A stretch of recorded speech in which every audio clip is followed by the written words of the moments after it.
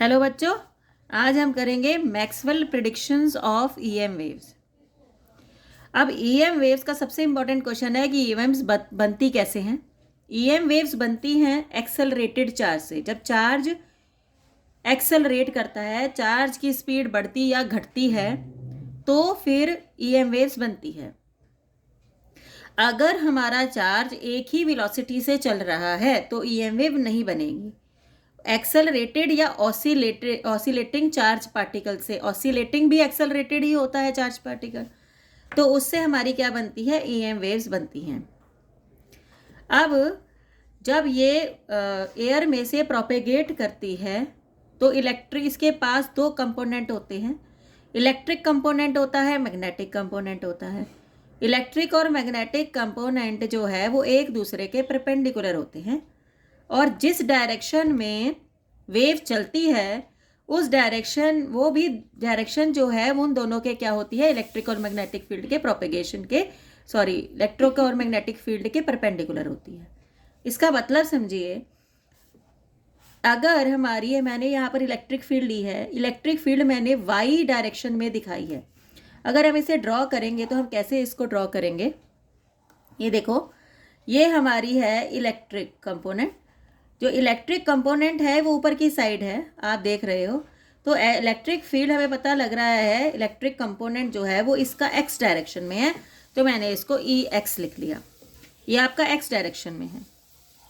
अब इसका अगर मैं मैग्नेटिक कंपोनेंट लूँगी, ये आपका जेड डायरेक्शन होती है। तो अगर ये देखिए, जो आपका इलेक्ट्रिक फील्ड है ये आपका वाई डायरेक्शन में है, ऊपर की साइड है। ये आपका कौन सी डायरेक्शन में ले रखा है, आपने वाई डायरेक्शन में ले रखा है। और अब ये देखिए, मैंने ये मैग्नेटिक कंपोनेंट लिया, ये कौन सी डायरेक्शन थी, जेड डायरेक्शन। तो ये जो है आपका क्या हो जाएगा, ये हो जाएगा आपका जेड डायरेक्शन में। कौन सा कंपोनेंट हो गया, मैग्नेटिक कंपोनेंट हो गया। और चलेगी वेव किस डायरेक्शन में, चलेगी वेव आपकी एक्स डायरेक्शन में। इन दोनों के परपेंडिकुलर चलेगी वेव। तो जिस डायरेक्शन में इलेक्ट्रिक फील्ड वाइब्रेट करती है, ठीक है, उसकी परपेंडिकुलर डायरेक्शन में भी वाइब्रेट करता है, और तीसरी डायरेक्शन में दोनों के परपेंडिकुलर वेव चलती है। तो ये एक्स, वाई और जेड का है, तीनों म्यूचुअली परपेंडिकुलर होते हैं। अगर ई वाई में चल रहा है, बी जेड में चल रहा है, तो हमारी प्रोपेगेशन वेव किस डायरेक्शन में चलेगी, एक्स में चलेगी। अब यहाँ पर आप देखिए ध्यान से, अगर मैं ये वाली इक्वेशन लूँ, ये वेव की इक्वेशन होती है, आपने क्लास 11th में पढ़ी थी, ई नॉट साइन के एक्स माइनस ओमेगा टी। अब देखिए, ई वाई मतलब कि हमने इलेक्ट्रिक कंपोनेंट वाई डायरेक्शन में लिया। ये जे से हमें पता चल रहा है, जे से हमें पता चल रहा है कि हमने वाई डायरेक्शन में लिया, यहाँ वाई में लिया था तो मैंने वहाँ लिख दिया। अब यहाँ पर मैंने के एक्स लिया है। ये एक्स क्या होता है, इस एक्स से हमें पता है कि wave is moving in x direction. ये वेव की डायरेक्शन है एक्स वाली, और ये वाई जो है वो इलेक्ट्रिक कंपोनेंट को रिप्रेजेंट कर रहा है।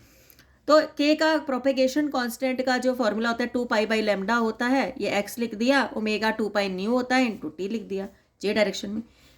बी कौन सी डायरेक्शन में था, बी था आपका जेड डायरेक्शन में। तो ये के से हम जेड डायरेक्शन को रिप्रेजेंट करते हैं। वेव तो आपकी एक्स में ही चल रही है, तो वेव की वाली जगह पे तो आप एक्स ही लिखोगे। B nought sine 2πx λ minus 2π nu t. अब आप इसे एक बात समझिए, दोनों का एंगल सेम है, इलेक्ट्रिक और मैग्नेटिक का दोनों का एंगल सेम है। मतलब एंगल सेम का मतलब दोनों का फेज सेम है, तो दोनों के बीच में फेज डिफरेंस 0 है। तो हमेशा ही इलेक्ट्रिक और मैग्नेटिक फील्ड एक ही फेज में चलती हैं। फेज डिफरेंस हमेशा क्या होता है, 0 होता है। ये आपको याद रखना है, इस पर क्वेश्चन आपका बन सकता है। अब इलेक्ट्रिक और मैग्नेटिक फील्ड जो है उनकी रेशो जो है वो सी के बराबर होती है। सी मतलब वेलोसिटी ऑफ लाइट, और वेलोसिटी ऑफ लाइट का एक्सप्रेशन होता है 1/√√μ nought into epsilon nought. Mu nought permeability और एप्सिलॉन नॉट परमिटिविटी। अगर कोई और मीडियम है, वैक्यूम नहीं है, तो एप्सिलॉन नॉट की जगह क्या आ जाएगा, एप्सिलॉन, और म्यू नॉट की जगह क्या आ जाएगा, म्यू आ जाएगा। अब है सोर्सेज ऑफ ईएम वेव्स। अब आपको पता है, एक स्टेशनरी चार्ज अगर हमने रख दिया, वो इलेक्ट्रिक फील्ड तो बना सकता है लेकिन ईएम वेव नहीं बना सकता। ये आपको ध्यान रखना है। मैंने अभी बताया ईएम वेव कौन बनाता है, एक्सेलरेटिंग चार्ज पार्टिकल, चलता हुआ जिसकी वेलोसिटी बढ़ती या घटती जाए वो बनाएगा। Stationary charge will not make electromagnetic wave. Electric field तो बना सकता है लेकिन वेव नहीं बना सकता। अगर कोई चीज़ यूनिफॉर्म वेलोसिटी से चार्ज चल रहा है, मतलब एक ही वेलोसिटी से, ना इंक्रीज हो रही है स्पीड ना डिक्रीज हो रही है, वो भी आपका ईएम वेव नहीं बना सकता। ईएम वेव बनाने के लिए आपको या तो ऑसिलेटरी या एक्सेलरेटिंग चार्ज पार्टिकल की ज़रूरत पड़ती है। क्यों पड़ती है? क्योंकि एक्सेलरेटिंग जो चार्ज पार्टिकल होगा वो चेंजिंग इलेक्ट्रिक फील्ड बनाएगा। क्योंकि एक्सेलरेटिंग कभी आपकी स्पीड बढ़ रही है, कम हो रही है, तो वो क्या बना रहा है? इलेक्ट्रिक फील्ड बना रहा है, लेकिन चेंज होती हुई इलेक्ट्रिक फील्ड। अब ये इलेक्ट्रिक फील्ड क्या बनाएगी? Magnetic field. और जब ये दोनों बन जाएंगे तो ये क्या बनाएंगे? इलेक्ट्रोमैग्नेटिक वेव प्रोड्यूस करेंगे। तो ये होता है जिस फ्रीक्वेंसी से चार्ज ऑसिलेट करता है उसी फ्रीक्वेंसी की हमारे पास क्या बनती है? ईएम वेव बनती है। तो नेक्स्ट है हमारा, जो हम हर्ट्स ने बनाई थी ईएम वेव्स, तो ये हर्ट्स एक्सपेरिमेंट है। तो हर्ट्स ने एक देखो, अगर आपको वेव बनानी है तो आपको एक ऑसिलेटर की ज़रूरत पड़ती है। If you want to make a EM wave तो यू नीड एन ऑसिलेटर। जो हर्ट ने ऑसिलेटर यूज़ किया वो एलसी ऑसिलेटर यूज़ किया। एलसी ऑसिलेटर में एक इंडक्टर होता है, कैपेसिटर होता है, पैरेलल में लगाई होती है, तो वो सर्किट्स हमारी ऑसिलेशंस प्रोड्यूस करती हैं। अब सबसे पहले इसके पास 2 लार्ज स्क्वायर प्लेट्स हैं। ये आपको दिख रही हैं 2 लार्ज स्क्वायर प्लेट्स, जिसकी एक साइड 40 सेंटीमीटर की है और उनको हमने 60 सेंटीमीटर की दूरी पर रख दिया।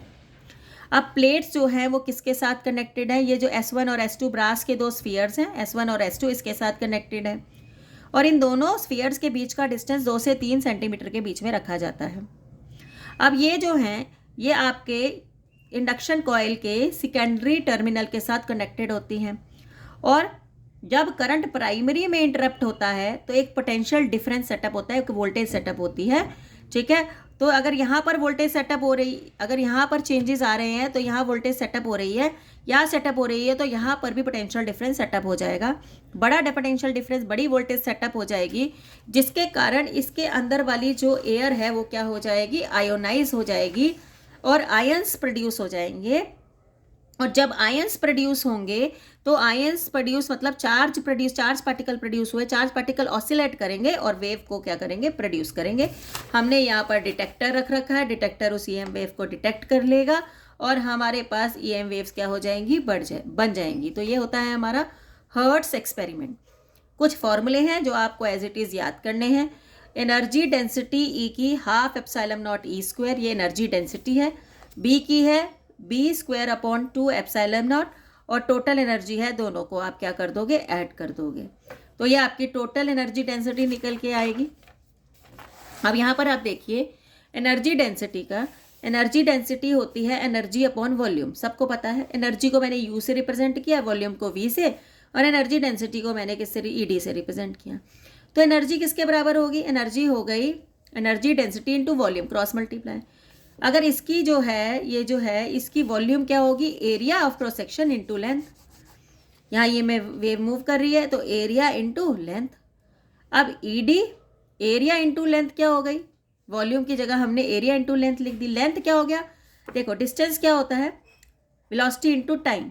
टाइम यहाँ से यहाँ पर जाने का डेल्टा टी माना, वेलोसिटी ईएम वेव की सी मानी, तो सी इंटू टी, ईडी ए सी इंटू टी।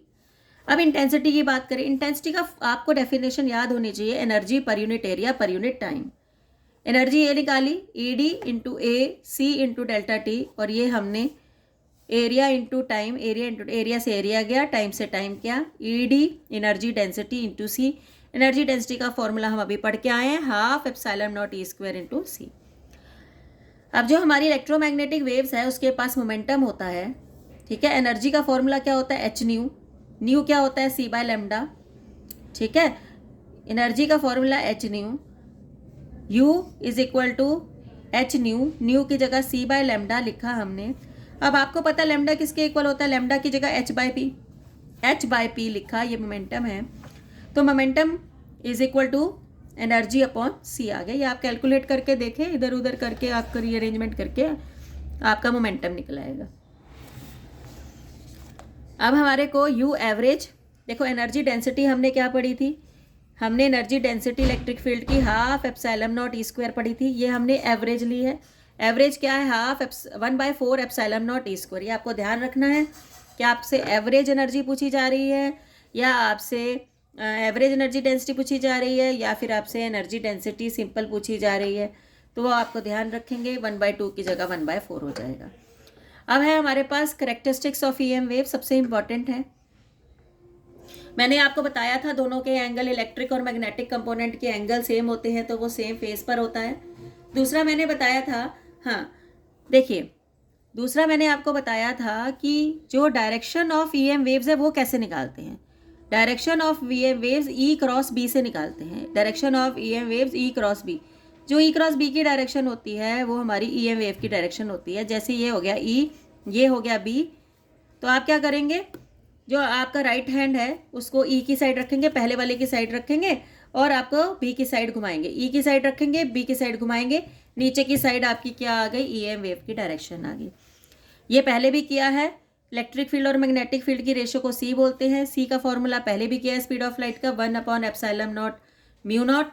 अगर मीडियम में है तो म्यू आर, अगर रिलेटिव परमिटिविटी के टर्म्स में लिखना है तो ये इसमें चेंज हो जाएगा। EM wave transverse in nature होती है, मतलब उसके पार्टिकल जो वाइब्रेट करते हैं वो प्रोपेगेशन के परपेंडिकुलर होते हैं, ये तो हमने पढ़ा ही है। ठीक है, ट्रांसवर्स इन नेचर का मतलब होता है जो पार्टिकल वाइब्रेट करते हैं वो प्रोपेगेशन के परपेंडिकुलर वाइब्रेट करते हैं, ये हमने पढ़ा है। इलेक्ट्रिक भी वेव के परपेंडिकुलर है और मैग्नेटिक भी वेव के परपेंडिकुलर है। ठीक है, इलेक्ट्रिक और मैग्नेटिक फील्ड लगाने से बाहर से जो हमारी ईएम वेव है वो डिफ्लेक्ट नहीं होती है और ईएम वेव सुपरपोजिशन को फॉलो करता है। ये कई सारे फिनोमिनास भी दिखाता है, रिफ्लेक्शन, रिफ्रैक्शन एक्सेट्रा। आपको ये पता होना चाहिए, लास्ट पॉइंट वेरी इंपॉर्टेंट, जो electric field of EM waves किसके लिए रिस्पॉन्सिबल है, ऑप्टिकल इफेक्ट्स के लिए। जो भी आपके ऑप्टिकल इफेक्ट्स हो रहे हैं वो इलेक्ट्रिक फील्ड की वजह से हो रहे हैं, क्योंकि इलेक्ट्रिक फील्ड जो है वो मैग्नेटिक कंपोनेंट से क्या होता है, बड़ा होता है। ये हमने पढ़ा है, E0/B0 is equal to C, E0 is equal to C times B0। इससे पता लगता है कि E0 बड़ा है और B0 छोटा है। तो जितने भी ऑप्टिकल इफेक्ट्स हो रहे हैं वो किसके कारण से हो रहे हैं, वो आपके इलेक्ट्रिक कंपोनेंट के कारण से हो रहे हैं। तो हमने जो नेक्स्ट पढ़ना है इसमें ईएम स्पेक्ट्रम पढ़ना है, वो हम नेक्स्ट वीडियो में पढ़ेंगे।